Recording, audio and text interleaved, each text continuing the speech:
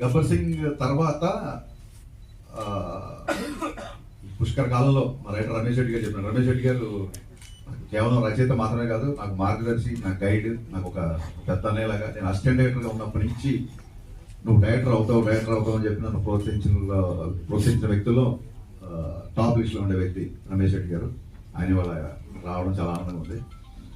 ఈ cinema social media, internet, digital revolution వచ్చిన తర్వాత చాలా సినిమాలకి ఎక్కడెక్కడో కంట్రీస్, నార్వే నుంచి, ప్యారిస్ నుంచి, మిగతా సినిమాలకి టాక్ వస్తున్నప్పుడు నా మనసులో చిన్న వెళ్తూ ఉండేది. అబ్బా, సోషల్ మీడియా ఎంత పాపులారిటీ ఉన్నప్పుడు గబ్బర్ సింగ్ ఉంటే ఎంత బాగుండేది అనే ఒక చిన్న వెళ్తూ ఉండేది. ఆ వెళ్తిని మా అన్న బండ్ల గణేష్, మా సత్యనారాయణ గారి వాళ్ళ ఇంత హంగామాలో ఇప్పుడు ఈ మీడియాలో, ట్విట్టర్లో కానీ, ఇన్స్టాగ్రామ్లో కానీ, ఫేస్బుక్లో కానీ నేను 2012లో ఏదైతే ఒక డిజిటల్ హంగామా మిస్ అయినో హంగామా అంతా మళ్ళీ